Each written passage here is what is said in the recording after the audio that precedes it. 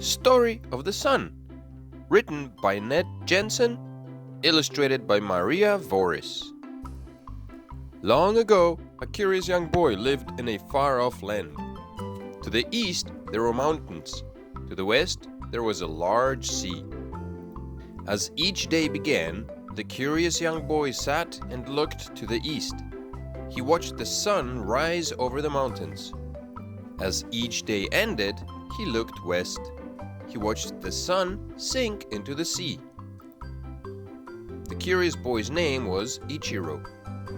Ichiro wondered where the sun came from, and he wondered where it went each night. The harder Ichiro thought, the more confused he became. He wondered how many suns there really are. Would there ever be a time when a new sun would not rise from the east? Ichiro was smart. He knew that the sun brought light. He knew that without the sun, everything would be dark. He also knew that the sun brought warmth. He loved to feel the warm sun on his brown skin. Ichiro worried about a day when a new sun might not rise. He worried about living in a land of darkness. He worried about being cold. Ichiro learned about a wise old woman.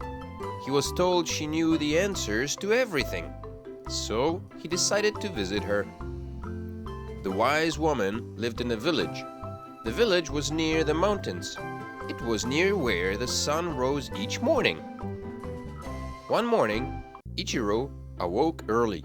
He climbed on his giant pet emu and rode swiftly to the east. In a few hours, he entered the village. The wise woman greeted Ichiro warmly. She took him into her hut, and she began to answer his questions about the sun. First, she explained where the sun came from. "Do you see that large mountain? The one that is towering above all other mountains?" she asked, pointing east. Ichiro replied, "Yes, I do.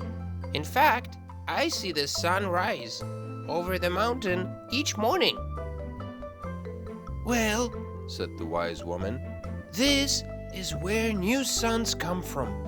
Each night, after the sun sinks to the sea, people from the village go to the mountaintop. They carry large pieces of wood and coal with them.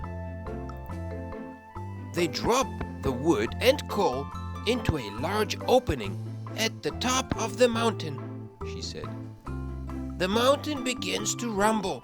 It roars and smokes." The wise old woman kept telling her story. "By morning, the rumbling is very loud. Then, suddenly, the mountain spits out a giant ball of fire. The ball is spit out with great force. It shoots up high into the sky. The fireball lights the land below as it travels across the sky. It also heats the land. When the ball of fire reaches its highest point, it begins to drop," she continued. "In a few hours, it crashes into the sea. The cool waters of the sea put out the ball of fire. It is very important that the villagers go to the mountain each night. They must feed it wood and coal," she said. "As long as we feed the mountain, it will make a new sun each morning. But if ever we fail to do so, there will be no new sun. Then the land will become dark and cold." From that day on, Ichiro worried no more. He played happily in the trees. He knew there would always be light and heat as long as the villagers took coal and wood to the mountain. Now it's your turn. Look at the pictures and retell the story the way you remember it. Pause the video if you must. Thanks for watching. Please remember to subscribe. And if you enjoyed the story, give us a thumbs up. Remember to come back tomorrow for another story. Bye bye.